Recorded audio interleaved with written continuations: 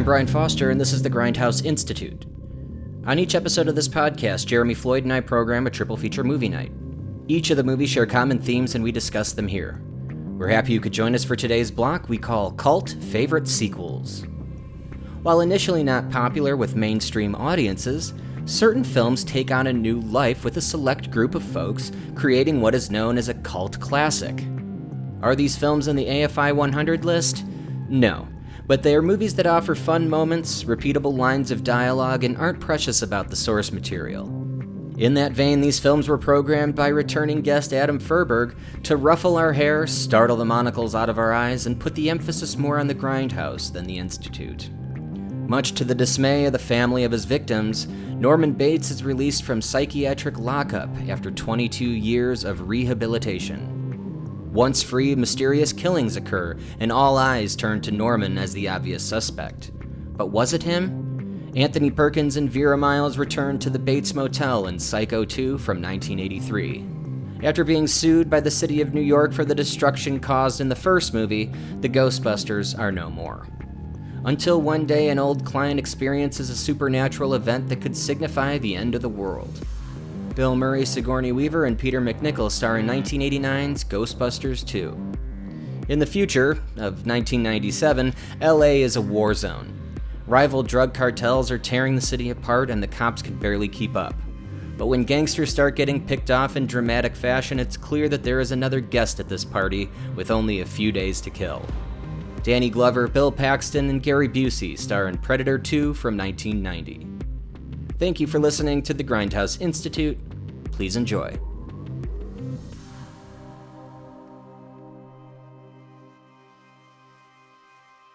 You know, my dad says you guys are full of crap. Jason. Well, some people have trouble believing in the paranormal. No, he just says you guys are full of crap, and that's why you went out of business. Welcome back to the Grindhouse Institute. I'm Brian Foster, and with me as always is Jeremy Floyd. Hello, and how are you? Why am I all drippings with goo? The Upper West Side? Where are you from, anyway? This is very bad. I want you to know this. This is terrible. So today we have a very special guest on with us again, and Jeremy, I'll let you do the introduction. But today we're going to be discussing films that this person has blocked for us or programmed for us. I'll let you do the intro to it, Adam, but I'll also let you intro Jeremy. Maybe you've got that all set up. Yeah. I have no intro prepared whatsoever. But That's perfect. Friend of the show and third time appearing on the show, and lover of comedy and movies, Adam Feuerberg. Thank you, guys. When do I get my jacket? It says my third time on the show. I understand there's supposed to be a jacket. This is your hat trick. Right, yeah. The hat trick, exactly. Right. I just did this for the tan jacket. That's all I wanted, with the little logo over here. That'd be great. That belongs to Mr. Gilmore. Wait, you eat pieces of shit for breakfast? No, we didn't watch Happy Gilmore. No, but we should next time. Hello. Hi, guys. I'm Adam. Movies. I'm Adam Feuerberg, and thanks for having me on the show. This is great. I appreciate it. And Welcome back, Adam. thank you. I have selected 3 sequels today that we got to watch just because I like them. Which, it really goes to show that as a third-time guest host of the show, really, I've just earned my keep. I just get to pick 3 movies. There's no connection at all whatsoever between the 3. Some you could argue are completely original takes on the originals. Some are completely derivative takes on the originals. And really, I don't care. I like them. And I'm just here to talk about why I like them. That's true. What it should have been in the intro was like talking about how you every time you come on, you guest program, and sometimes the connections aren't exactly apparent, even to us. Continue that trend. Yeah, well, that's the thing. See, I was able, like, for example, the Star Trek, the Ed Gein one was pretty clear. That was pretty clear. The Star Trek one, that was rooted in, like, my knowledge of Star Trek. I was able to find through lines between each one, really, how they related back to that series. These are just, there's your sequels. That's it. That's all I got. These are just These are all sequels that you deem as good sequels or as good movies. I- Would you say on their own or good sequels? Like, how would you define that? I just enjoy them. I enjoy them for very different reasons, I would say. Because again, for the 3 movies today are Psycho 2, Ghostbusters 2, and Predator 2. Particularly the last 2, Ghostbusters 2. Like I said before we started recording, I could point out the points in the movie where they line up with the original film, and I make no qualms about it. Like, I do think there are parts that are new to the film. However, structurally speaking, it kind of fits in the thing. But also, maybe that's just a result of me being a fan of the show. As a kid who just like watching the cartoon, you get used to formats. Yeah. And so I don't mind that Ghostbusters 2 followed kind of a format. Now, Predator 2 couldn't be any more different than the original movie. Not like completely just like throw it out, let's start again, which I think is great. And we can go through all that. I don't know. I do have some similarities in format with Predator 2 and the original Predator. I think that it does follow a similar format, but yeah. Yes and no. I think especially the ending sequence, 100%, yes. That's, yeah. But I think definitely the first 2 acts, I think are quite different. But yeah, you want to get started with the whole series? Yeah, no, that's great. I love this that we're doing these movies that you programmed. And Psycho 2 is a movie that I hadn't seen yet. Oh, this is your first time. First time seeing this. I never got into any of the sequels to that. I think I might have seen Psycho 4. Oh, okay. But I don't remember it. I was very young. But Is that the Mick Garris one? that is the Mick Garris one. Yeah, I think it's a origin story. Really, it's like which yeah. I'll admission I've never seen 3 or 4, but I do know 4 is supposed to be like an origin story. Yeah. And is that the one that was directed by Anthony Perkins or no? No, that was 3 apparently. 3. Okay, got it. So this one, the Richard Franklin one here, Psycho 2. This on paper, it should have been the best horror film ever made. Tom Holland writing, Anthony Perkins coming back, Vera Miles coming back. Right, it's still like the same type of story, and Robert Loggia. Robert Loggia as the Loomis character in a way, like Dr. Loomis. He was doing very well last night. But this is how good of an actor he is, I think, in this role. He's not Robert Loggia in this role. Yeah, he's not. He dials it. There's no raspy voice. It's completely gone. Right. Now, what's funny is that the same year, 1983, is when Scarface came out, which is when we learned how to do a Robert Loggia impression. Right. Frank Lopez. He's a Haza. Like that. Like when you do that, when you call someone a Haza, you're impersonating Robert Loggia as Frank Lopez. You know? Yeah, it's right on it. So I love that he was really able to dial it back, and he was 100% the voice of reason in the movie throughout the whole thing. Yeah, which is great. Yeah, which I guess is a little different than the book that Robert Bloch wrote, the sequel to the original one, because in that one the doctor's actually after Norman. He knows that Norman got away and is starting to kill again. In this one, he's like, no, he's perfectly right. Rehabilitated after 22 years, I believe. Yeah, this one takes place 22 years. And what's interesting to me is that they knew that Robert Bloch had written a sequel. I don't know much about the book that he wrote. All I know is that, was it supposed to satirize Hollywood in some way? I remember reading that somewhere in my research, but they decided not sure. They decided not to go with it, and instead hired Holland to make this kind of character study. And I think that's one way that this film 100% differentiates itself from the original. And I remember specifically you, Brian, had mentioned that you weren't so sure how you felt about rehashing the opening scene, the famous shower scene at the beginning of the movie. This is something we discuss quite a bit on this show. Okay. Jeremy, if you don't mind. That's something that violates the first rule of Mystery Science Theater, which is don't put a better movie in your movie.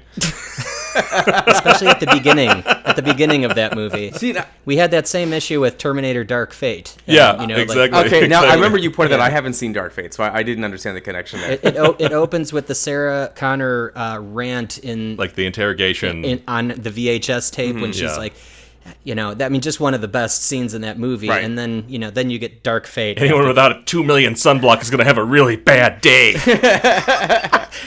I will say this though. I think it sounds, number one, like a studio decision. I don't think if the writer was up to it, the director was up to it, they probably wouldn't have made that choice. That's true, because it's like the hell was it even doing there? It didn't right. really line up Yeah. with anything that they presented in this movie at all. Like, It kind of did and it kind of didn't, because more so than even I think in the original, the house is a character in this movie. Sure. That's You know, true. like I think, The and Gothic the house, way yeah. that it cuts over, because I point that out. That's one of my favorite shots, is how they slowly incorporate color into the movie from black and white. It starts out black and white, then it slowly goes to red, which is scary as shit. It's just the color of blood. And then that's when suddenly the sun starts coming up, and then you get color on the house, and that's when you learn that you're watching a film in color. So I understand that. Now, in terms of rehashing, like you said, the most famous slasher scene in history, up to that point, the reason why we got the sequel, and why, again, yeah. it does two things. The score, the famous that doesn't come back at all in the score. Jerry Goldsmith specifically stays away from percussive tones throughout this whole movie, which is Quite a different score. Right. That's what Bernard Herrmann's score is famous for in the original. It's so no one did that. No one did like a beat kind of sound up until that movie. That did it, because even the main score, not even the famous stab scene, but the main score also has a really strong beat to it. And then also, this was before the age of like VHS. Like, you know, like there might have been like movie nerds, but this is also the age of the slasher, where when you put out a rated R movie in the theater, people getting stabbed, you're going to bring in like mostly teenagers. So maybe in a way, I could see them telling themselves, we need to let people know what this was, because I could see a lot of kids in the theater not knowing what this was. That's kind of what I was thinking of in the way. I don't know. This isn't some obscure movie that they're ripping off. They're ripping off the most famous scene in all of cinema. Mm-hmm. I mean, I know what your point about the VHS thing. I that's well taken. I think in this case, it's just like that is just so pervasive in pop culture, even in whatever this was, 1983. Yeah, it's like whenever anyone says, "Oh, the montage of movies," that's always at least one of them, right? You're Yeah, going to or get that in something, and or just hearing reat. Yeah, like sound, you know what that means. Yeah, the score alone will bring you back, or Yeah. remind you. I think that's an interesting perspective on it. I'm not necessarily I would make that choice. I'm just no, for sure. I'm just But, saying like, I could see a marketing person being like, "This, we need to remind everyone what this is." Yeah, right. But I do, again, I think the rising of the sun on the house it really particularly sets up the movie to let you know, okay, that's the past. This is now going to be its own thing, and this is one of the choices of one Dean Cundy, director of photography.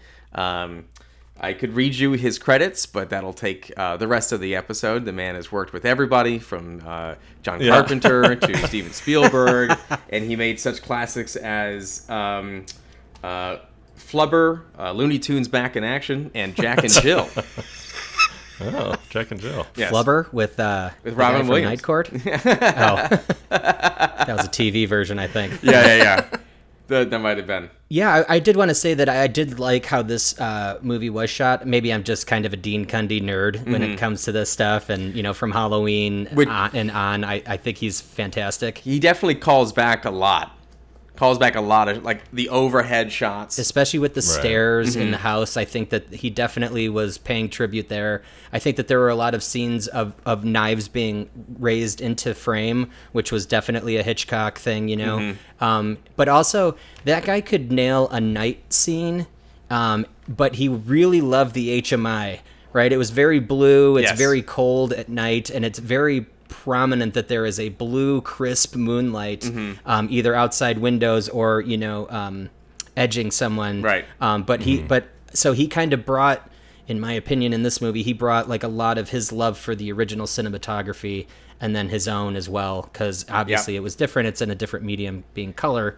But also, it is a new movie and it is his. But a lot of overhead shots that kind of call back to the original. One of my favorite transitions in the whole movie is the sequence where Norman gets locked in the attic and then the kids go into the basement. And they call that back again when Lila Loomis goes into the basement. But it's the pan down all the way, and then you suddenly get that overhead shot again. And overhead, that completely calls back the original. Also, there are a couple jokes, or at least one joke that they put in here, where when they first walk into Mother's room, you see a Hitchcock silhouette on really? Go back. Yeah. You'll see it. It's almost like a hidden Mickey. Oh, wow. Yeah, at Disneyland. My favorite shot in that, and I thought it was really well done, was after Lila Loomis is killed and she's buried underneath the coal. Yeah. But it's that slow dolly around the room, and then we finally get to her face just like buried in the coal, and it was just like, I thought you were gonna say like the moment right before that where Norman walks down the little one set of stairs and then a tiny little set of stairs, and he walks down the second set of stairs, and some coal like starts to like crumble down off that pile. Oh. And at the end of the scene, you figure out like what's displacing all the coal. Very cool. It's funny because like obviously there were a lot of allusions back to the first movie, not just the cold open that was lifted directly from the first movie, but it is interesting, like showing how in certain moments Richard Franklin, the director of Cloak and Dagger, was not quite as adept at certain things as the director of the original Psycho.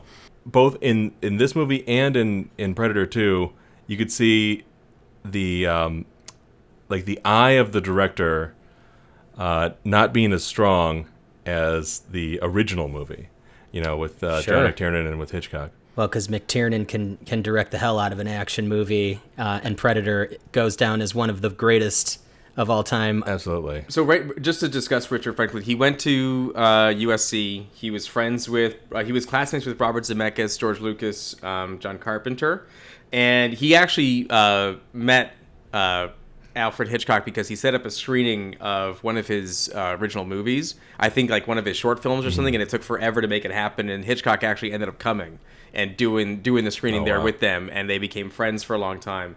And he's directed maybe his most famous movie in Australia. It's called Road Games, and it's I think Tarantino at one point said that it was his favorite Australian film. Never seen it, but I would want to check that out just based on that recommendation. That'll be on the next one. It's a mockbuster of The Road Warrior. Yeah, exactly.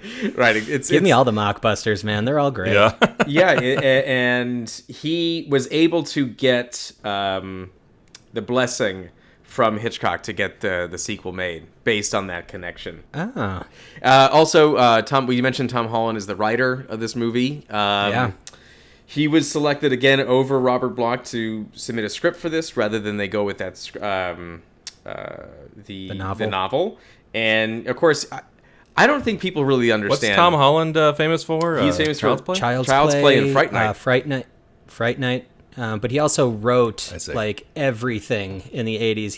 It was like someone and Tom Holland, or Tom Holland wrote all these kinds of movies. It's wild to see his credits. It's weird that he doesn't quite get as remembered. Maybe because he doesn't have as many directorial credits. But it's weird that he doesn't is not as held up in the pantheon of the horror people from that era as much. People love Tom Holland though, and his Fright Night alone. Right. Child's Play, I think, is even bigger. It's a huge franchise. They're doing a TV series now, but Holland, I think Fright Night is his best movie. Yeah. Welcome to Fright Night. For real.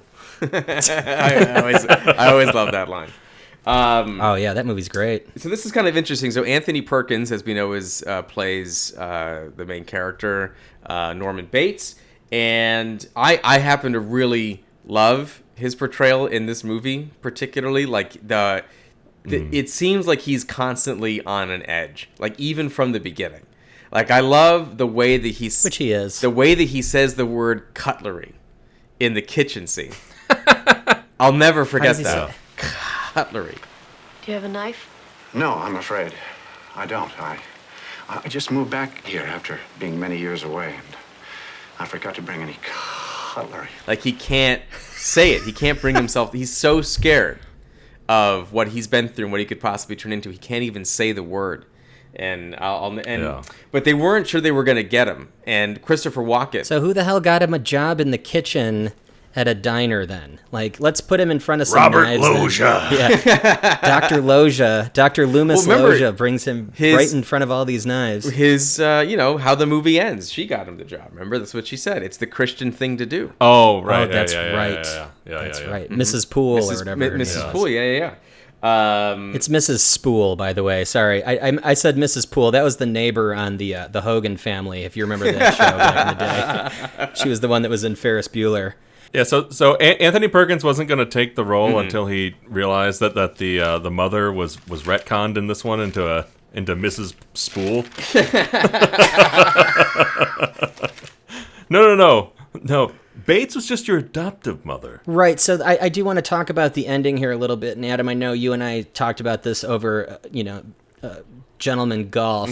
But I was so confused by the ending of this movie. And I felt like Mrs. Spool, she was one of the people working in the diner as well, right? But then she kind of showed up and she looked very different. She looked like Norman's mother, or I know that they had her dressed up as that. But I was just so confused as to who the hell she actually was. And so this was just a retcon, right? This would have been worked in fine with our retcon. Kind of, At least part of the story was retconned, right? Is it so? So she was his actual mother, according to this film. I mean, it doesn't necessarily retcon anything. It doesn't change. It doesn't remove anything. It adds something new to it. Retconning would be like if there was no mother character, like you just pretend like she didn't exist. They don't do that. They add a new layer to it. I know what you're saying, and you're probably, technically correct about that, but like it does undermine the mother narrative in the first one to have this other mother thing, and it's like no, my real mother, and like there's a couple little moments throughout it, and then at the very end we get to the real my mother. I think the fact that he was lied to about who his mother is just adds another trauma. Like that's one more trauma to it. I disagree. I think it actually is another form of abuse. But his psychosexual like mommy issues, where it's like he sees Marion getting undressed, he gets turned on, and therefore the mother side of him like wants to punish him by killing her. Like a lot of that stuff, gets changed around if it turns out that it's some other mother, and anybody can just be a mother figure for him, and that's kind of what the movie's going for. But then they made it sort of literal by making Mrs. Bates not his mother and making Mrs. Spool his mother. And I didn't think it was literal at the end. That's why I was confused, and I brought that up to you before, Adam. But that's what I would love to discuss is the fact that I didn't think that she was even truthful with him at the end. Oh, maybe, I thought maybe that that's true, yeah. But no, this is just how I read that, was that she wasn't truthful with him about that. No, she told him... Yeah, it's an interesting reading, yeah. She told him this story, and then, he went ahead and killed her anyway, just because of the story she told. And he needed a new mother figure, right, to sit in the chair and look out. Point me towards the window so I can watch you to look at those girls. Well, one of those. If that's the case, then it maybe, again, it might deflate the argument, but then does it matter? The man is snapped. The man has been beaten down and lied to over and over again. I think it's just interesting that there is a bit of an ambiguity with the ending here, or at least it can be read in multiple interpretations. It can. I think it's actually pretty direct. From the research that I did after watching it on multiple things that I've read, it does say that she did kill 3 of the people in the movie. Right. But Meg Tilly was killed. The psychiatrist Robert Loggia killed him. Right. Kind of on accident, but yeah. Kind of on accident, exactly. An accident, but it's perfect because then it makes her look like she did all the killings, and that's right. Yeah, that was very cool. Yeah, I thought that was a nice little twist because she was dressed up in all of the mother's clothes, and because I know we always talk about how great the original Psycho is. The last scene where the detective tells the story is horrible. It's awful. False. It's awful. Throw it out. I love that scene. This time, the ending actually makes it's an explanation that is actually required because the detective puts it all together. That actually makes sense. So I actually think the detective report scenes in 2 far exceeds the one that's in the original. I tell you, if you'd seen Mary Loomis at the end, you wouldn't have questioned it. She'd gone mad. Right till the end, she kept saying Norman was the one who was crazy. It was horrible. The movie, sort of loses my attention at a certain point, and then, to get to this kind of payoff that more or less undermines some of the stuff in the first one, I don't know. I wouldn't put it above the first one. Did you not get enough Dennis Franz? Is that why? It's not enough. Dennis Franz was killed too soon. Come on, sweetie. Hey, cutie. you like? I like some of what Norman got last night. I like the To-Me character. No, you mispronounced Me Too. I really like the way that they changed the hotel or the motel into him running it as basically a flop house, right? Yeah, yeah. And so it was right. But I thought that was cool that Norman, you know, through his love of this, you know, his attachment to this place that he hadn't seen in so long, you know, he got rid of this guy, you know, he cleaned the place up, and like that was his main motivation. I thought that was pretty cool. I thought that was a nice story element. Yeah. Wait, and who killed him? It was Mrs. Spool, right? Mrs. Spool did that. Mrs. Spool killed killed Me Too. Yeah. Did I say it right that time? Yeah. If you go back and watch the scene in the diner, that's actually really foreshadowed because she's watching him angrily the whole time. They cut back to her more than once. Something tells me that this is the kind of movie that if I see it more than once, you know, if I watch it again, I will definitely start like loving it on that cult level that I'm sure that it's gained over the years, just like Predator 2 on the Adam level. On the Feuerberg level, yeah. Remember, that's why I love these movies. I'm going to find all the things that I really like about it, and I will tell you the things that are dumb, but I still like them. Adam, your positivity for these films is greatly appreciated on this podcast. Thank you. I'm sure Jeremy would agree with me. Thank you. Trust me. Thank you very much. Well, because otherwise it would just be me talking about, you know, all the things that I don't like about the movie. I wish that we did get more Dennis Franz, though. I'm serious. I love that guy. He is awesome, yeah. The cast in this is unbelievable. I'll never forget the Family Guy joke where it's yeah. like, "Are you going to tell me the answer? Or am I going to have to show you my ass?" And then like that's how he like interrogates people on NYPD Blue. Yeah, because they showed his ass on the show.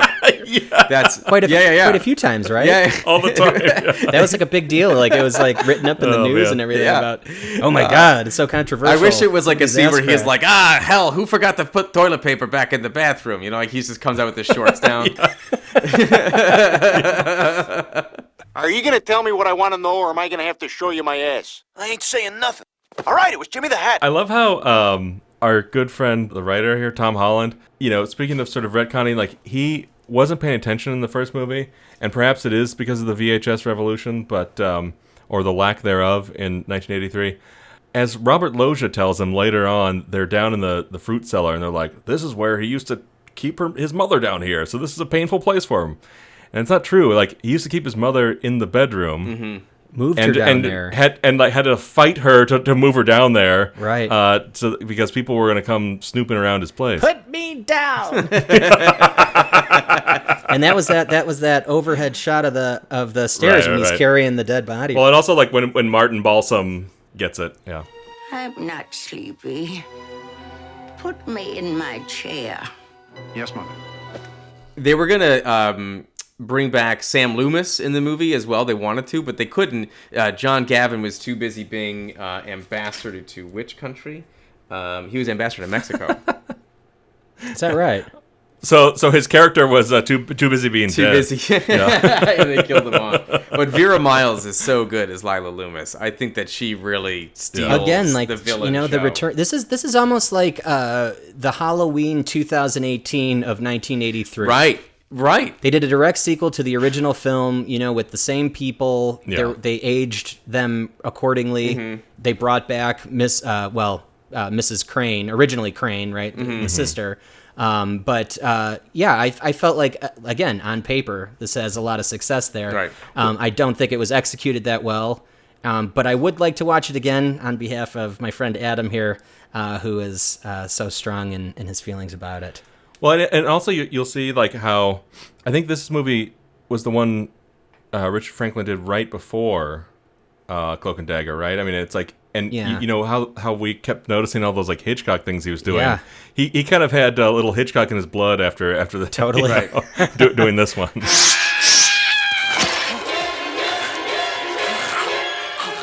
I want to point out that they almost pretty quickly, not even out of the first act, they do another shower scene.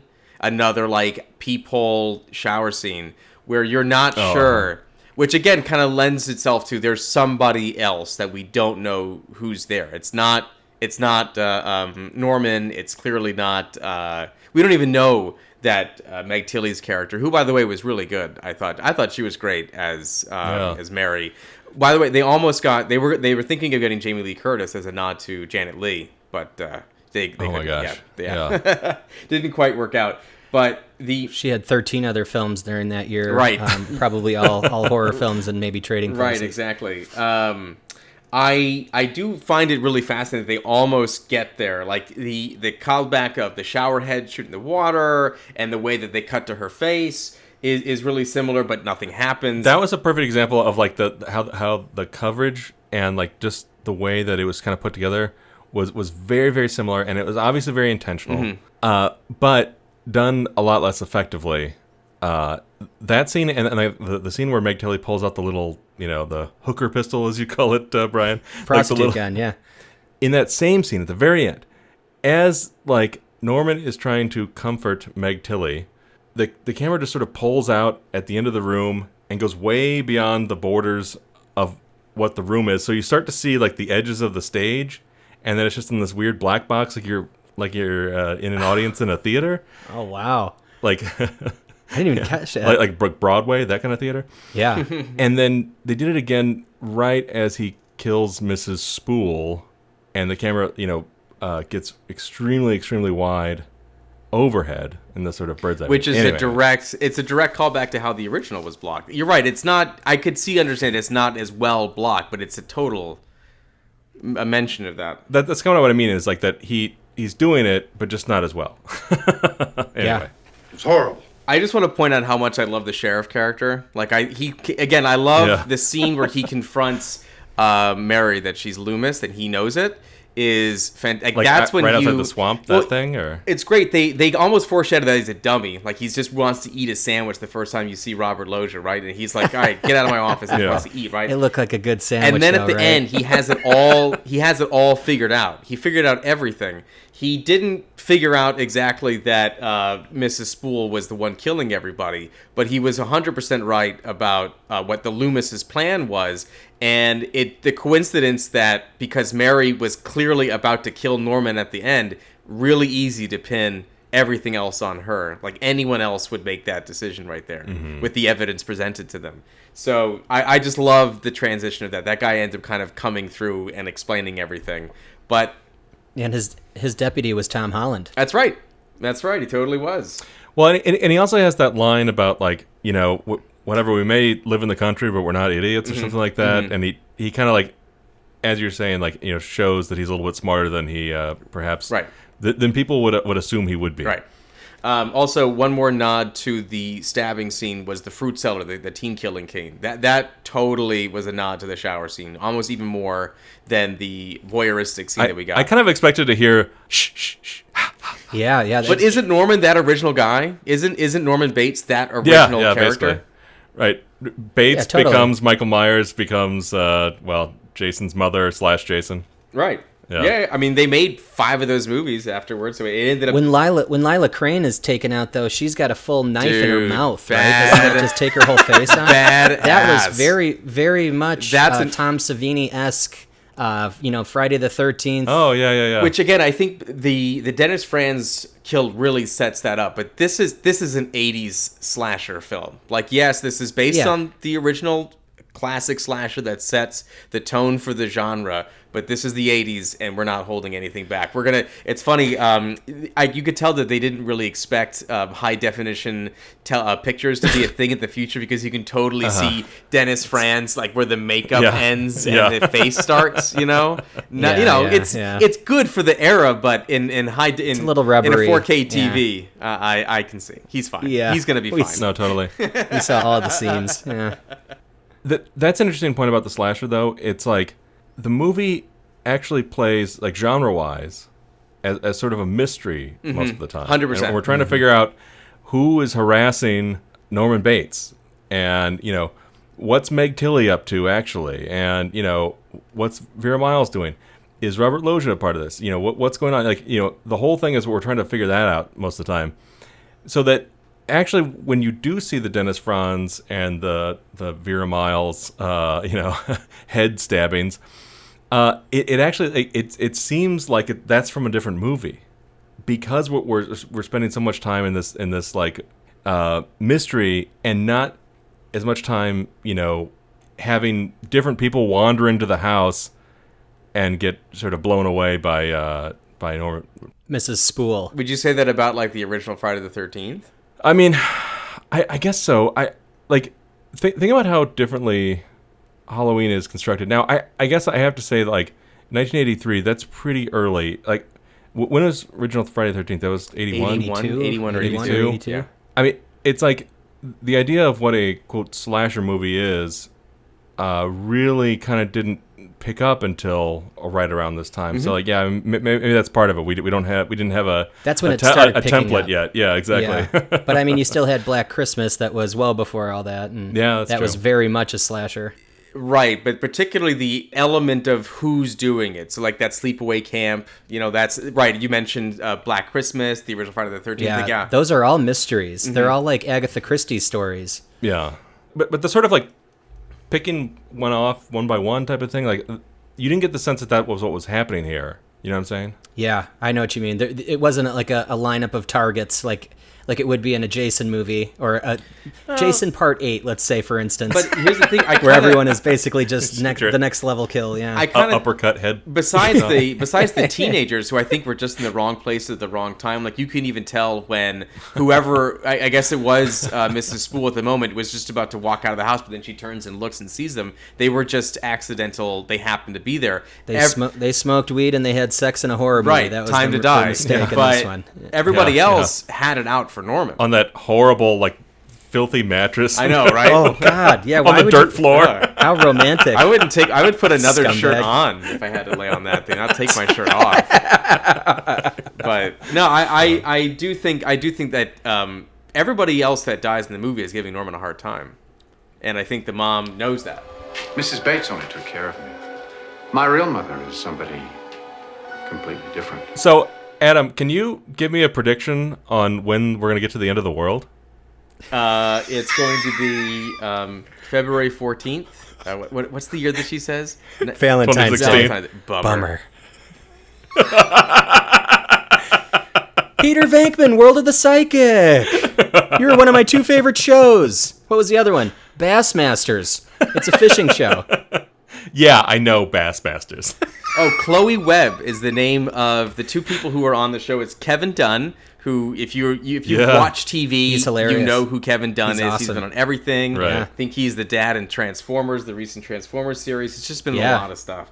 The lady who says that it's on Valentine's Day, her name is Chloe Webb, who is famous for being in Sid and Nancy with Gary Oldman just a couple years prior. So that was a really cool movie too. That's definitely one that we should put on here when we do like music bio films. Yeah. Oh yeah, biopics. That's 100%. But I mean, that's Sid Vicious. Talk about range. Like this lady's hilarious as like this nervous wreck, and then just like 5 years prior, she is strung out on heroin, dating a world famous rock star. Anyway, Ghostbusters 2 comes out in 1989. I saw it opening weekend. I was 5 years old. I lived for this movie. I couldn't wait for it. It was like the biggest event. I was finally going to be alive for a Ghostbusters film. I was born. Oh, yeah. I was born just a few weeks after the original came out, so I was very excited to get to see this. And I remember. So why didn't you see the original? Dude, when I was a kid, this was my typical daily activity. I remember I'd have mac and cheese. I'd watch the original movie like all day, building up to that episode of the Real Ghostbusters that afternoon. Like that's it. That's right. all my memories as a little kid is mac and cheese, Ghostbusters, and then Real Ghostbusters at the end of the day. It's funny you bring that up. I definitely like. So I'd seen all these movies, and I'd forgotten a lot about all of them.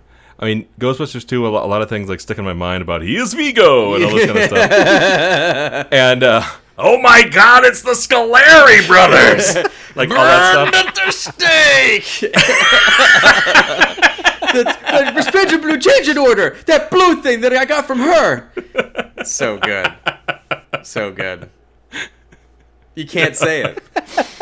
Yeah, it's great. So good. These guys, I got turned into a dog and they helped me. Yeah,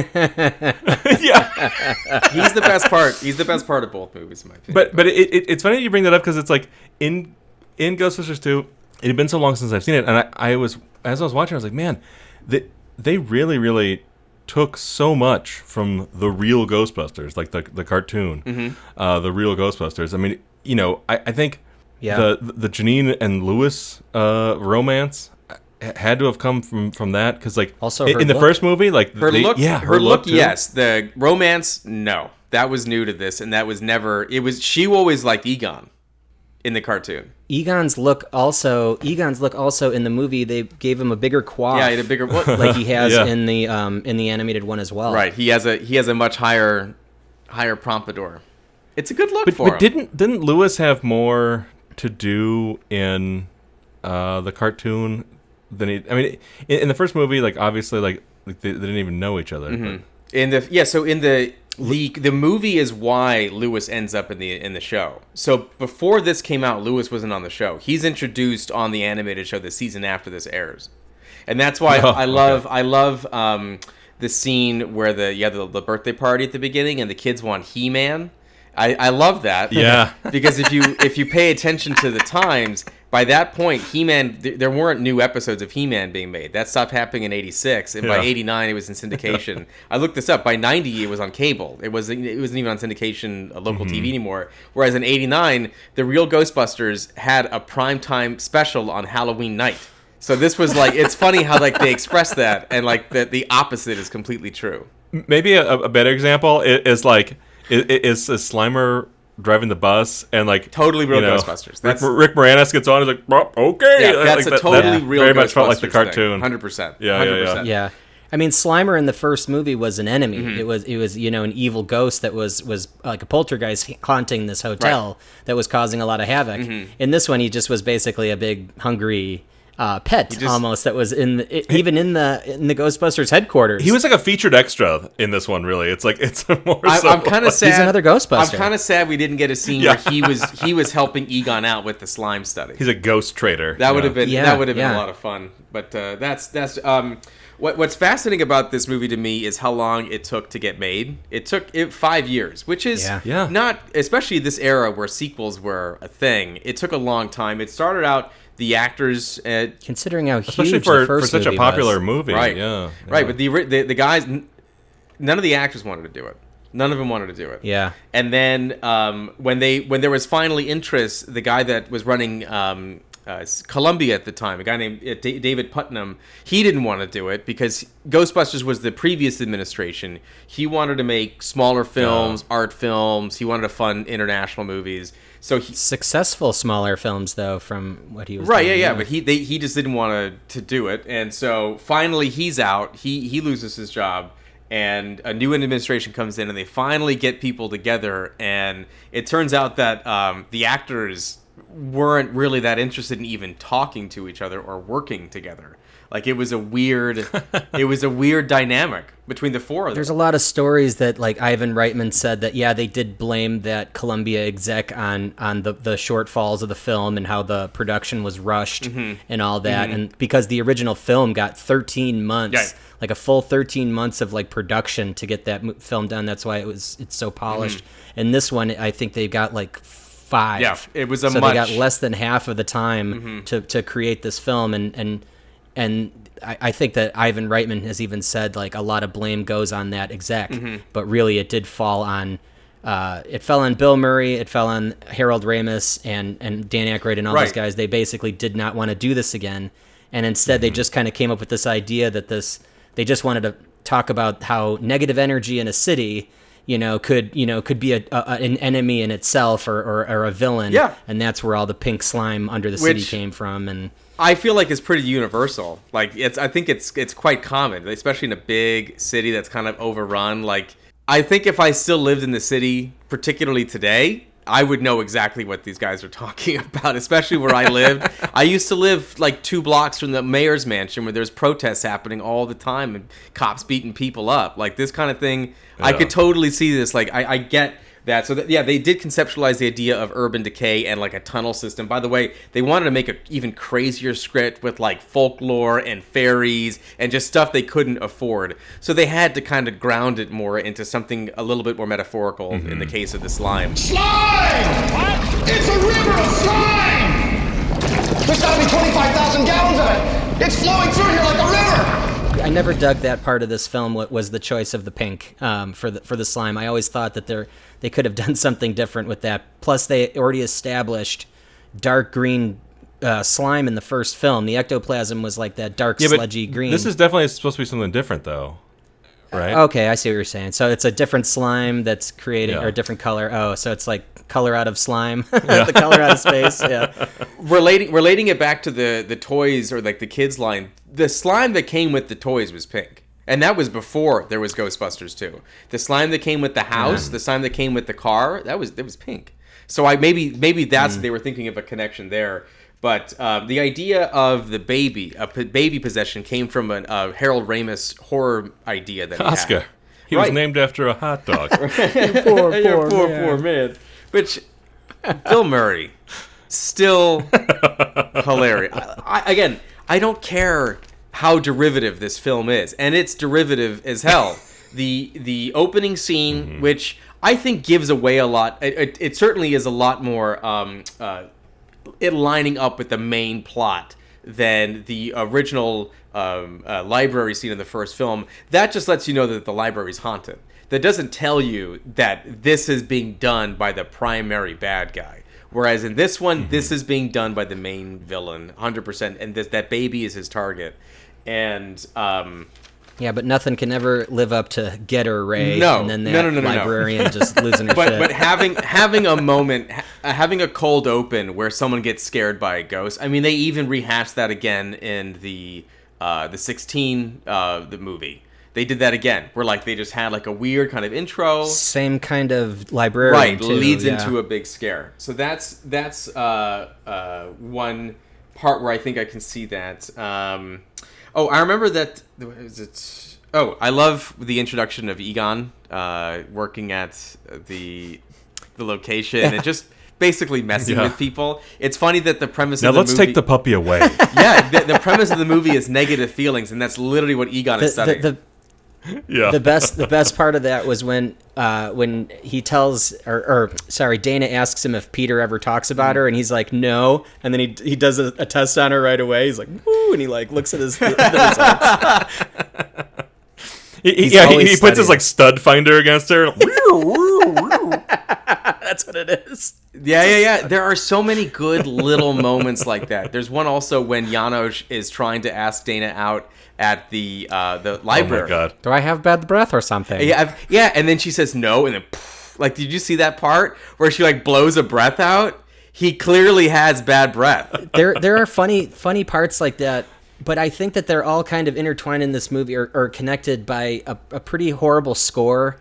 And it reminded me of the discussion we had about Groundhog Day, Jeremy, just last week. Yeah. And how that score was kind of Weekend at Bernie's-ish. Yeah. I felt like this one also was, because in the original film it had like that real like almost like downbeat bluesy kind of thing happening. Yeah. Doon, doon, Whereas doon, this one was doon, like doon, generic doon, doon. late 80s, early 90s like TV Exactly, movie yeah. score. And it was also like, hey, we've discovered this new thing called the hip hops, and that like really weak hip hop was also all over the movie. Something strange going on. Something's wrong. Well, I will say this. I will argue this, that I think that the pop songs, not the score, I think that the pop songs on this soundtrack are stronger than some of the ones in the original film. The original film can't tell. Wait, are you saying it's it's stronger than Breathe? Breathe. I believe it's magic. Yeah. I believe it's magic. Oh my God, I'm gonna pass out. So let's make some magic. Yeah, I do agree. I think the Bobby Brown songs are good, and they were popular songs. I think they were huge. They were chart toppers for like 20 weeks or something. That made the movie some money for sure, because it did not do as well at the boxes as they expected. But I think like overall, like the general score throughout the film, it doesn't hold up to the original film at all. It doesn't. Like, and they could have kept the original score in there, and I think that would have, I don't know, linked the two up a little bit even better, even if... Well, but tonally speaking, though, like in the first one, like, there are moments that are actually played for scare and to horror. Be, horror, and to be, mysterious and suspenseful and all these things. And, like, this one didn't really have a whole lot of that. Like, it was mostly there for, like, comedy and for laughs and for a good time. like some of the stuff with he is Vigo is a little on the scarier side, but it wasn't played for that sort of like level of suspense the way that in the first one, some of those moments were. Because that was pretty mysterious score in the first. That was those little piano keys that would hit all this. Like I thought that was so strong, and this one was missing that. Right, and because of that, there was like all this like eeriness underneath a lot of these other scenes that like in the first one. I mean, like, when Peter meets Dana outside of the concert hall, and there's just some like odd like sort of mysterious music playing underneath that, because like the whole city is like building toward this thing, and it's getting a little on the scary end. In this one, like that wasn't really the way that they were approaching it. They're having it be a lot more for the fun and the laughs and everything. And so the score sort of reflected that. Good call. When it comes to the score, and it comes to a lot of aspects of this movie, because of how long it took, they didn't get a lot of the original members of the crew back. Laszlo Kovacs is gone. The DP is gone, and it's replaced by a guy named Chapman. Wait, are you talking about Michael Chapman, the DP of like Raging Bull and Taxi Driver? Yeah. Right, exactly. I mean, I'm not saying that he did necessarily a bad job, but it's showing that this movie is of a different complexion. You have a different production designer, you have a different music guy, and I'm forgetting, Edelman is his name. He didn't, like, we can all agree his score wasn't as good. And in terms of playing it off more for maybe too many laughs and not as many scares, I was a 5-year-old kid who was looking forward to seeing this movie. I would totally understand if they were like, guys, let's dial back the horror. Because in 1984, I don't think they expected kids to go see this movie, and then they did in droves, and then there was a cartoon, and now it's like, I guess in a way we have to kind of make a kids movie. Got to go a little more family friendly. Right. However, I will say this: the scenes where Janos, like this, when the eyes turn on, it's so simple. That's true. I remember that being scary as a kid. Yeah. Yeah, that's a good effect. And I remember being terrified as a little kid, and that scared me. And then him again coming back as the ghost nanny thing and the extended arm, scared the utter crap out of me as a little kid. That creeped me out as a kid. Seeing that. So real quick, two things. Like one, I think you're right about that. Them trying to appeal it more to kids and everything, and maybe that's what sort of the slime thing was, the pink slime, and all that. However, I guess as Brian you and I were talking about how maybe doing a block on kids movies or movies from the 80s that were like had toy lines that were marketed to kids, but the movies themselves weren't for kids at all. Like RoboCop? RoboCop is like the number one of that. Look, I got the Ed 209. Yeah. Oh, the thing that blew a guy in half in the middle of the room. Yeah, totally. Exactly. But however, like I think in the sort of later 80s and maybe the 90s, they started to get away from that and get into, oh wait, we need to like have kids movies be for kids. And then sort of secondly, the everything about Janusz, the Peter McNichol character, I think is the hands down best part of this movie. By far. And it was 100% an audition for him to play Renfield in Dracula Dead and Loving It. 100%. But it's funny that you say that. Renfield. None of this was in the original script. The character was just a generic white guy named Jason, and Peter McNichol's like, no, that's not. Let's do this. And he came up with. What if we misspelled Jason as Janusz? He was able to. I mean, like, how cool is that for Peter McNichol to like stand up with Harold Ramis and Dan Aykroyd and be like, "Hey guys, I know how to make your movie better," and then he does.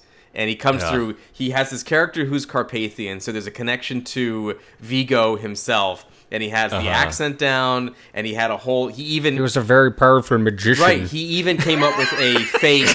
He even came up with a fake flag of Carpathia of a snake stepping on somebody. Like he really went to town to come the up opposite with of the Gadsden flag. He's a real actor. Yeah, he's a real. This is a real actor that's in there. He's a writer, basically. He basically wrote this whole character bio, and like you said, he is the freshest part of the film. I also really do love very much the mayor's assistant. That actor, yeah, he's great. Kurt Fuller is he's just such a good asshole. He's just a smarmy. I'm a voter. Aren't you supposed to lie to me and kiss my butt? Like it's great. I love all that. I love it all. Listen. If he were an ice cream flavor, he'd be pralines and beer.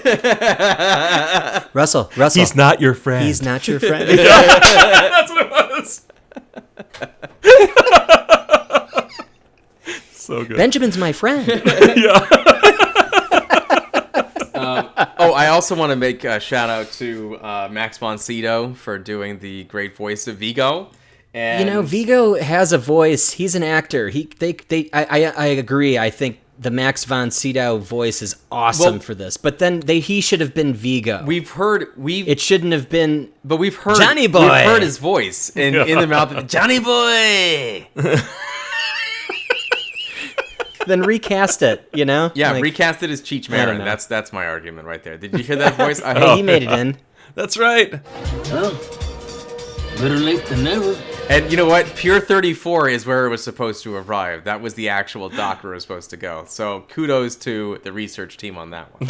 Yeah, Dan Aykroyd and Harold Ramis.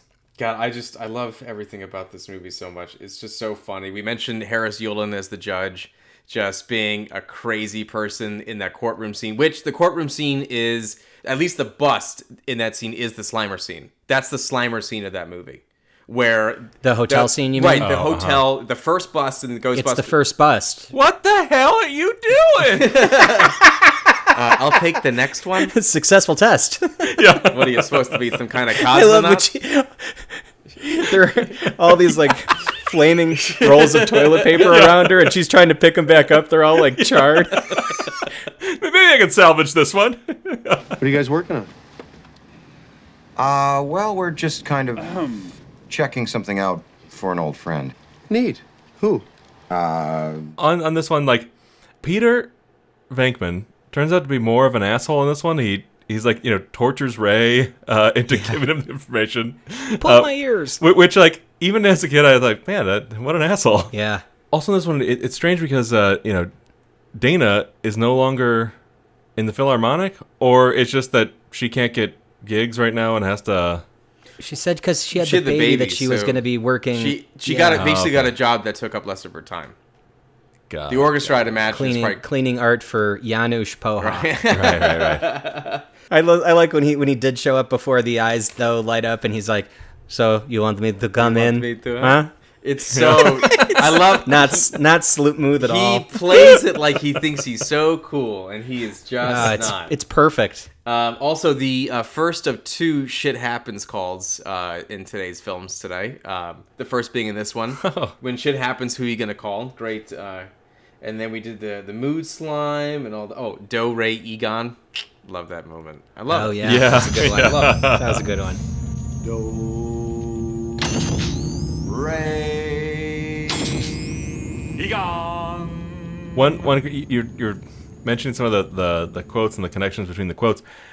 One thing I noticed in Psycho 2, and this is just a total sort of cosmic coincidence, obviously because the movie came out before the first Ghostbusters, but at one point Meg Tilly asks, can I use your phone again? And then Anthony Perkins' response is, sure, who are you going to call? He says the exact phrase, the exact same phrase. That's where they got it. Go together. That's where they got the idea for Ghostbusters, guys. Yeah. They went to go see Psycho 2. Who are you going to call? Ghostbusters. That TV and free balloons for the kids? Yeah. What was the other thing? It was a coffee mug and a balloon? The hot beverage thermal mug, he calls and free balloons and he's for the so kids. Straight-faced. The hot beverage thermal mug and the free balloons for the kids. He just holds it so long. Like I know Peter Venkman is like a favorite amongst the Ghostbusters, but I was always a big Egon fan. I always thought Egon was my guy. Just like I'm a big Donatello. Me too. Just like I'm a big Donatello fan in the Ninja Turtles. I like the nerds, man. Because you know that when the Ninja Turtles and the Ghostbusters collaborate, it's Donatello and Egon who are going to solve the problem. Absolutely. That's what they're going to do it. Now that's the movie I want. Oh yes, there's a comic book series awesome. I think where they met up. Actually, I think it's an Possibly. IDW comic. I love Venkman doing the photography scene very much. I love that. Ooh, destroy me, destroy me. I've worked with better, but not money. Yeah. So good. Oh, and suck on your guts, guys. We're the Ghostbusters. Yeah. Yeah, I feel like they did turn Venkman into a much ruder character in this one. Yeah. Like he even bust Yanu. She's like, "You're never gonna get a green card with that attitude." But doesn't like the things he said. Isn't he like almost like a mascot for New York in this movie? Like again, like the movie's about the negative energy of New York, but doesn't it make sense that the main character would kind of be a dick, even the most likable one? Interesting, yeah. I mean, he was always a dick. It's just that they turned the dick meter up a little bit in this one. Right.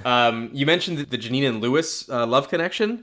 I never. It worked. I guess it worked in the storytelling of like how to highlight that Lewis is kind of growing up a little bit or maturing a little bit. But I always liked, and this is how this differed from the show, even though they matched the look of Janine from the show, but they deviated from her interests in men because she was always an Egon girl, even up until the very end of the show. I mean, she kind of was in the first one, right? 100%. The first movie is Louis Tully, though. He was the hopeless romantic that couldn't get Dana, right? And now he got the girl, right? Or got a girl, whoever it was. But you want to play Parcheesi or Super Mario Brothers? He's so awesome. Right. But he gets the girl like so much so that like Dana's like annoyed at how much they're making out on her couch. You know? Watching Laurie Antonelli tapes. And I love saying when he's like, you guys don't have to stay. Oh, we don't mind. And she's like, yeah, great. Yeah, so good. And then that scene, which was featured prominently in the trailer, I remember, is the baby on the stoop. That scared the shit out of me as a kid. Oh, that scared me. That's a terrifying scene. How old do you think that baby is now? I think, I don't know. It's a good question. 38? Yeah, I was going to say 38 years older than the movie. That's an easy one. I love the mayor. They got the mayor to come back. It's great. Mayor Lenny. Being miserable and treating everybody like dirt is ever New York's God-given right. So, talking about like not rehashing, but like hitting those same beats as the first film, all the stuff with the mayor that felt very much the first film. Yeah. Especially when he was like, I was talking to Mayor LaGuardia. He's been dead for 40 years. And like instead of like being locked up in the sort of prison, that they're in a mental institution with Brian Doyle Murray. Yes, tell me about the slime. It's very potent stuff. We made a toaster dance with it. Toaster. And a bathtub try to eat his friend's baby. A bathtub. Just one more thing. I do love, again, when you talk about connections to the original film, instead of Stay Puft, we have the Statue of Liberty, a big, iconic thing. Crushing kaiju. Right, exactly. Yeah. The ending, it's maybe a little rushed. I do like the callback to the Ray. I don't understand the ending. I did want to bring that up. I'm glad you brought that up. It's rushed. The new painting of them, like silly, that took over Vigo's painting. Silly. You know what I think would have been a funnier ending to that? After watching this again, is that if Vigo's painting was there, but the Carpathian kitten was painted next to him, to kind of bust, because like that's what Venkman says. Right. Oh, he's missing his kitten. Right. I think that would have been a better callback to at least the comedy of the film. Kind of a silly thing, but one thing that I wish was actually in the film that wasn't was the idea of Ray being possessed by Vigo. It's not. It was cut from the script, but it ends up in the real Ghostbusters comic book that they made with the Ghostbusters 2 story, which actually existed back in the day, where they animated Ghostbusters 2 in the comic book, but they had an original script copy, not the final one. And there's a scene where Ray is possessed by Vigo and is trying to kill them in the car because he's driving Ecto-1 home, and he's like just driving like a crazy person. That would have been a cool scene, but I could also understand how that wouldn't work, and also they might actually die. Wait a minute, there was no ghost going down on Ray on this one. Vigo didn't go down on Ray. Right. No, it's platonic, guys. They say I love you and they hug. That's how you know this is a kids movie. Would you guys say that Ghostbusters 2 also violates Mystery Science Theater's rule number 1 by having them watch The Lady from Shanghai? I mean, this is a rule that I think is gonna be a steadfast rule on this show for sure. But I think we're gonna see that more and more in movies, especially I guess sequels too. But a movie that's gonna show a better movie within the movie is taking a big ass risk. It is for sure. Let's not remind the audience that there are better movies out there. This is Tony Pope, live from L.A., City of Fear. Let's talk about the hot summer days of 1997 Los Angeles. I think it's 97, right? 97. In Predator. The future, 1997. Yeah. The future, where the Colombians and the Jamaicans are battling out for rights to the city or city blocks. There's massive gang wars happening, and it elicits the attention of another predator.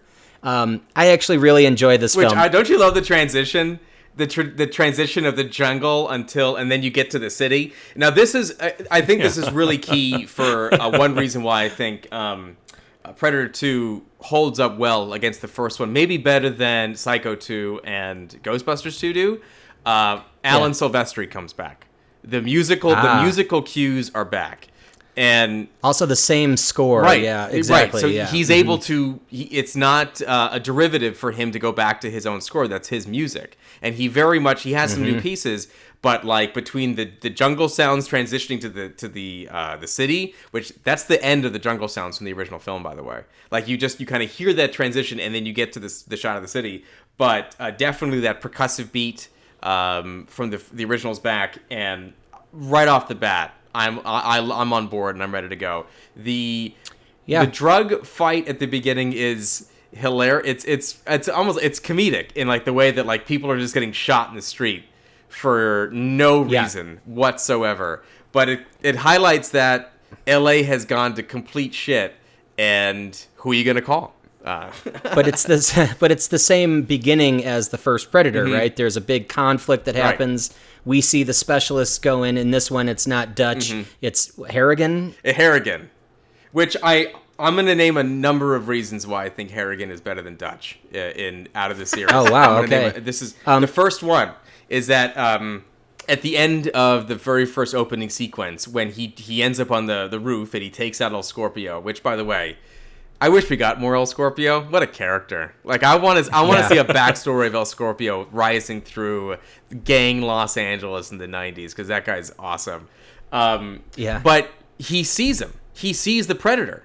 He actually sees the shield, and like Dutch, the outline. Dutch, none of them ever see that. The only reason why he sees it is because he can see through. I think he's wet and he can see right through him, but he cannot see him as long as he's cloaked. Harrigan is the first person to actually see him, at least that we know of. But he thinks it's the heat, though. You know, he like shakes it off. He thinks it's the heat. He thinks it's the heat, but he can actually see him, and that right there is like, it's funny. Harrigan ends up being like this real apex predator. That's why he was getting hunted. Right. That's why the Predator was after him. It was a good prize. He's the lion. He was the lion, exactly. Yeah. I don't think Dutch was built up to be as much of a lion as the other guys, in the sense that he was taking out his enemies as well as his cohorts. So King Willie was one of the top guys, and then El Scorpio was another one of the top guys. But to take out not only your cohorts as well as your enemies, I think really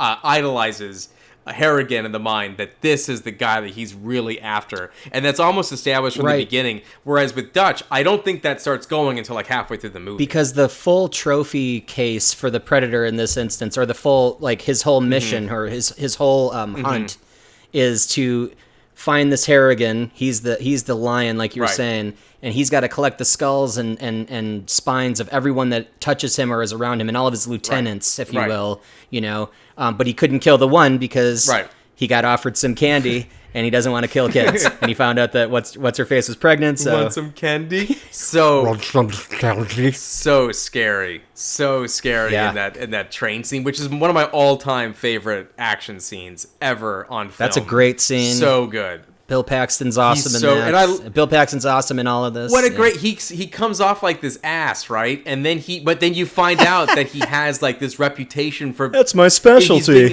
which it is. He's great at surveillance. I mean, he really is. Yeah. Like you think it's a joke, but then he really is. And then he comes off like this jackass, but then you find out he has like this reputation. He earns respect by everyone because he actually comes through. Right, and he comes through at the end. Like there's no one in this movie that isn't, at least of the main characters, that isn't more than two-dimensional in some way, I think. Metro Command is a war zone.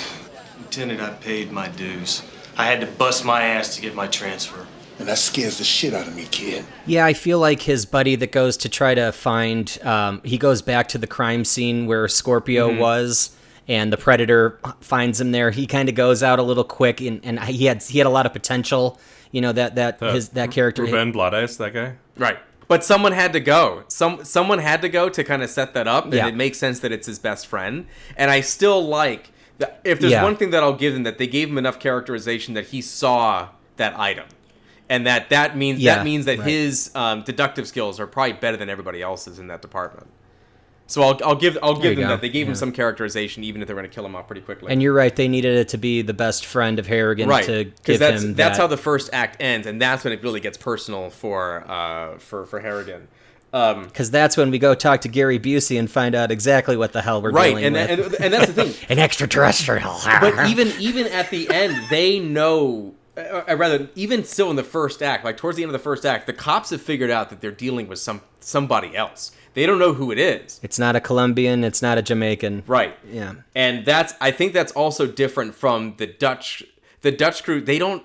I guess that kind of lends itself to the way that the original is scripted. The original is kind of like a badass action film for the first half, and then the second half is the horror pick-off one at a time kind of sci-fi horror. Right, the slasher film. And whereas this is a little bit of both. All throughout, you replace the badass action film with the police procedural action film, but they're kind of extended all the way throughout from the very beginning, whereas the other, I think, are kind of two halves. But I feel like this movie leaned into exactly what people loved about the first one. Mm-hmm. You are one ugly motherfucker, like repeating that line was really important. Yeah. I think the old lady, after the Predator heals himself with his blue gel, with his aloe vera that he throws in his wounds there. Made out of tile. He's like, don't worry, I'm a cop. And she's like, I don't think he gives a shit.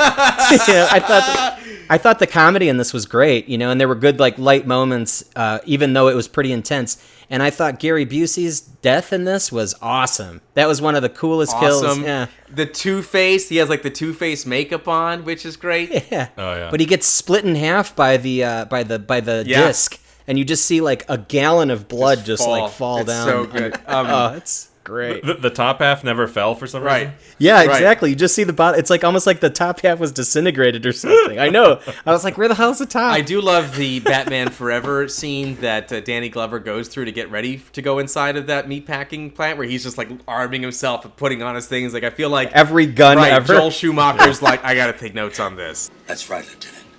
Otherworld life forms. Huh? A fucking alien. Yes or no? Harrigan is what Murtaugh would be if he didn't have to babysit Riggs.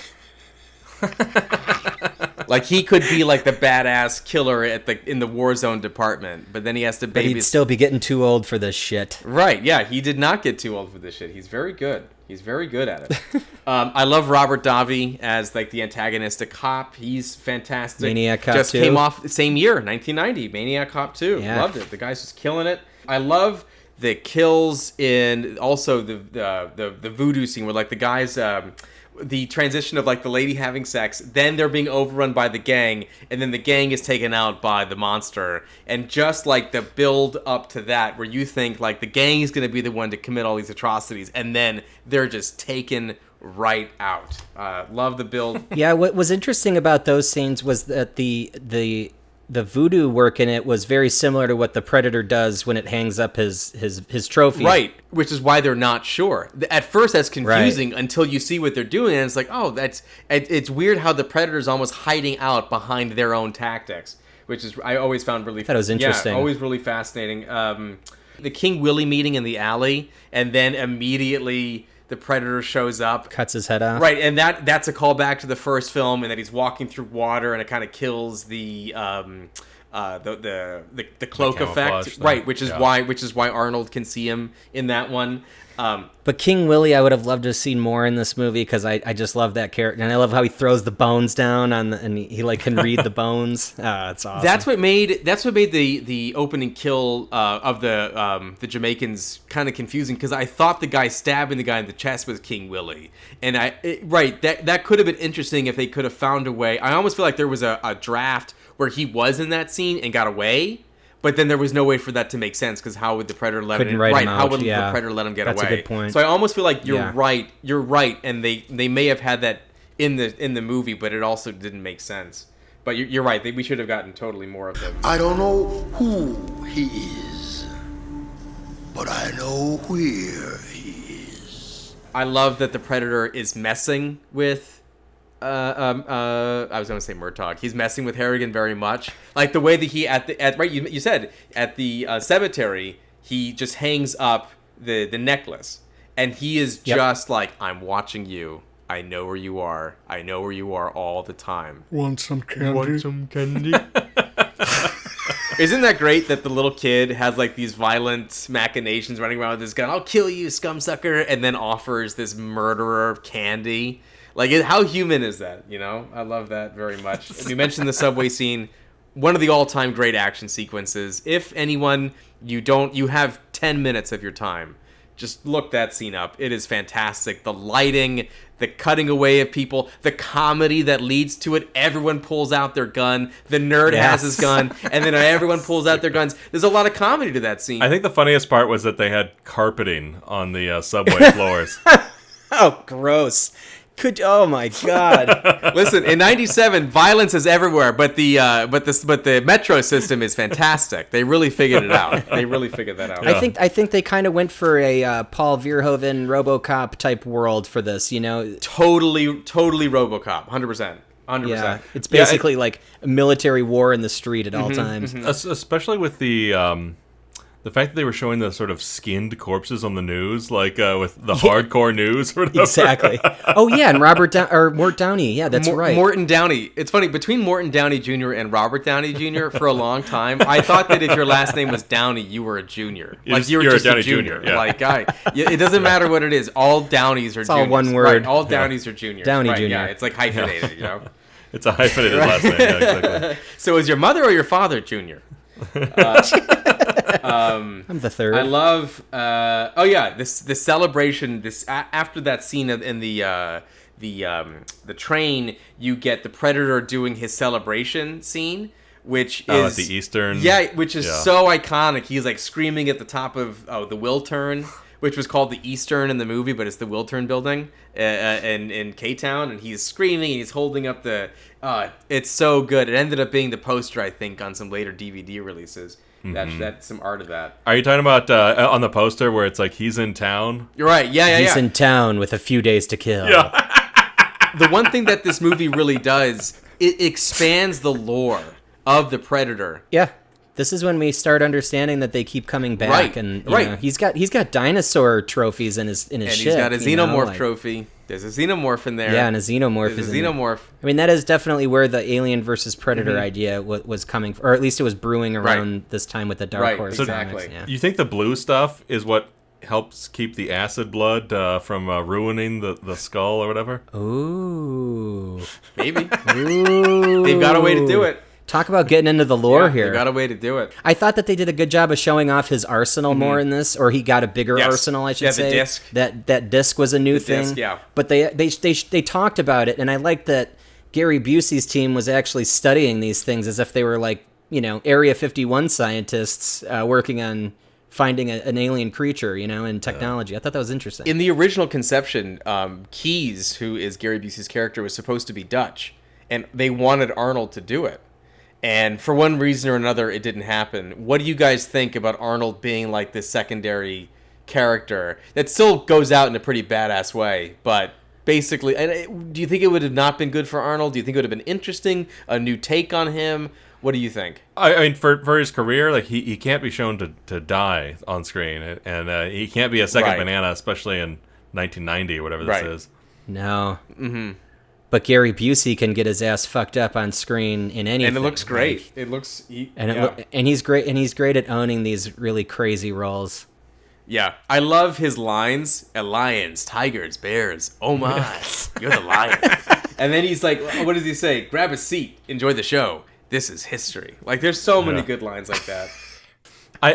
Going back a second on the Predator theme, I love how it has that classic dun-dun-dun-dun-dun, dun-dun-dun-dun-dun, when they're having like bureaucratic intrigue, like interdepartmental, like bickering or whatever. That's just the intensity of Robert Davi. Insubordination. Right. Insubordination is insubordination. Insubordination. Like it kind of like matches the beat of the insubordination. Insubordination. Also, man, how familiar was that scene where they're in that trailer you were talking about with Gary Busey?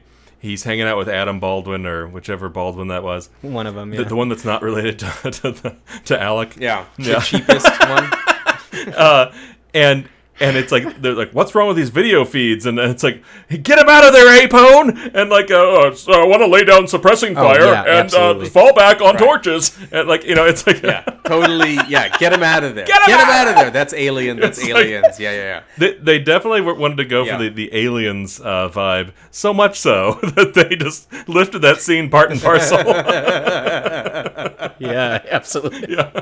Carbon copy. Copy, paste. Okay. Hey, it works. It works. It makes perfect sense. The difference is that this time they can actually go in and kind of do something. Yeah. Like they actually get this close to killing the Predator. Yeah, until they realize that he could change the way that his vision works. Right, yeah. It's like, he just looks at infrared. Yeah. Well, no, he looks at every single spectrum, and right. you can see your flashlights, dickhead. Also, he can take off his mask and look at you with his own two eyes. Too. Okay, vagina face. Yeah, right, right. Oh, man.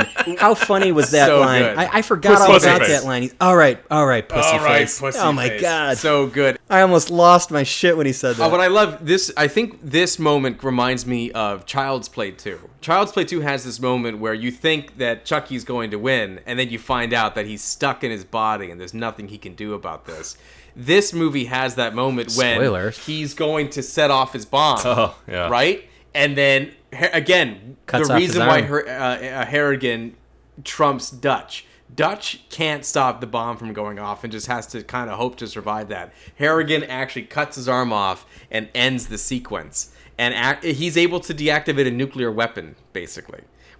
And all you hear is Billy laughing in the back. What the hell are you? I don't even care that it's campy. It's so fucking good. But again, I think that they knew what they were making. Mm-hmm. A sequel to a movie that everyone knew all the lines to already. Right. It was a popular film, but again, they leaned into it. Where there are moments where things can get a little derivative, particularly with the ending. But I think for the most part of the three, I also think that Psycho 2 is not terribly derivative because it's very much a character study of Norman, where that you can't say that about the first one. That one definitely feels like out of these three, like the most unique of the movies. Oh, you think Psycho 2 does? Yeah. Yeah. I mean, just Predator 2. Okay, they took it into the urban jungle, but like beat by beat, it's pretty similar. Mm-hmm. Ghostbusters for sure. Yeah, for sure. God damn it, we came so close. Don't worry, asshole. You'll get another chance. There are ways to enjoy movies. You can enjoy... I feel like this is directed at me. No, I'm kidding. I'm kidding. No, there are ways to enjoy movies. Sometimes you want to watch, Seven Samurai. You want to watch The Holy Mountain. You want to watch Gone with the Wind. You know what I mean? You want to watch all-time Pantheon classics. And then there are times when, shit happens, and who are you going to call? You're going to call Adam, and he's going to give you 3 sequels. And I'm going to give you 3 movies that maybe aren't as good as the originals, but have a special place in my heart because there are just so many good things about them. And again, Brian, you mentioned this at the very beginning. This might require you to watch something more than once, and I think that's true about a lot of films that people may not appreciate. It's not even so much that you don't appreciate. It's really easy to miss the depth. Even like at the very beginning of Ghostbusters 2, how many times someone is miserable to somebody else before Dana Barrett stops to talk to her super. Like, I can find merits in just about anything. There are very few movies that I can say that about. I think Superman Returns is definitely one of them. I walked out of that one. Is that the Kevin Spacey one? Yes, it's the Kevin Spacey. I walked out of that movie. That's one of the worst movies I've ever seen, hands down. You walked out of a movie? I did. Wow. Cut to the Kevin Spacey reaction of But yeah, I agree with what you're saying though, Adam. And you know, there's a nostalgia thing, right? There's something that, you know, like you said, you grew up in a time where Ghostbusters, the name Ghostbusters, the idea of Ghostbusters was everything. So the idea of a new movie coming out that you were old enough to see in a theater was mind-altering for you, I'm sure, as it was for me, you know, because it was the same kind of thing. And I didn't expect it to happen because it had been so long. And usually sequels, they turn them out. Could you imagine what people thought when Psycho 2 came out 22 years later? And it was like, we didn't think that anything was going to be made again. I mean, sometimes that big long break works too. I think recently we had Blade Runner 2049. Like, that movie's great. You can argue which one you think is better. But I think it's a great film that stands on its own, and it takes a long time. But also, movies that come out the very next year can be good. You know, like when they do sequels back to back, something like that. You know, everything you're doing is bad. I want you to know this. Everybody, thanks for listening to today's episode of the Grindhouse Institute. I am your programmer for today, Adam Feuerberg. Today's films are Psycho 2 from 1983. Directed by Richard Franklin, followed by Ghostbusters 2, released in 1989, directed by Ivan Reitman, and then finally we have Predator 2 from 1992, directed by one Stephen Hopkins. 1990. I love these films for a variety of different reasons, some because of the callbacks, some because of the nostalgia, particularly Ghostbusters 2 is 100% a nostalgia kick for me. But I also think that they stand on their own on their own merits, and I think the point of pointing out these films today is that really, if you look at it, there's something to enjoy about just about anything. Sounds good to me. Hey, Adam, you know, we've had you on quite a bit, and I'm sure you've said this before, but where can people follow you? And do you have anything coming up that people can see you? Perhaps a live stand-up show or something of that nature that's starting up again. Yeah, as a matter of fact, I do. If you find me online, just look up Adam Feuerberg, at Adam Feuerberg. It's my name on every social media platform. Also, a few months ago, I released first comedy album. It's on any platform you can find: iTunes, Amazon, Spotify. Look it up, YouTube. I think it's on YouTube too. And I do have a stand-up comedy show coming up. Shows are being booked again, and I'm actually kind of winding that down.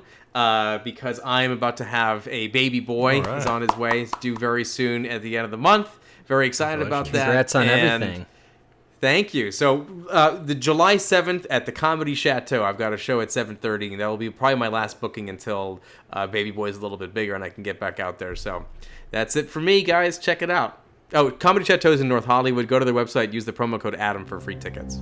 Doesn't that sound nice? Next week, we will be doing a show about the buddy cop genre. Sticking to genres here. Sticking to genres, yeah. This one I never heard of before, but we're doing 3 films. Freebie and the Bean from 1974, 48 Hours from 1982, and Lethal Weapon from 1987. Freebie and the Bean. Yeah, yeah. I'm excited for you to see that one. It sounds like you've seen the other 2. Oh, yeah. It's interesting. It's like, you know, this is definitely a familiar genre, and I think sort of these 3 movies established that. And, you know, obviously there were sort of cop partnership stories that preceded all this stuff, but, you know, adding the sort of madcap comedy to it as well, you know, and having that balance so that you get movies like, you know, Rush Hour and whatever else after this is something kind of particular to this genre. And I think, you know, these movies will be a fun one to explore. Tango and Cash. Yeah, Tango and Cash, yeah, exactly. And plus, you know, we'll get to do a Richard Donner movie, which unfortunately, is timely. Yeah, definitely. Just found out Richard Donner passed away at 91. He was the director of Lethal Weapon here, so it's good that we're paying some tribute there with this next block. Yeah. All right, thank you so much for listening. Please make sure to subscribe and follow us on all the podcasts and social platforms at the Grindhouse Institute. And if you really want to give us a boost, check us out on Apple Podcasts and leave us a rating and review. It helps us to get noticed. Thanks so much, everybody. We'll be back next week. Ciao.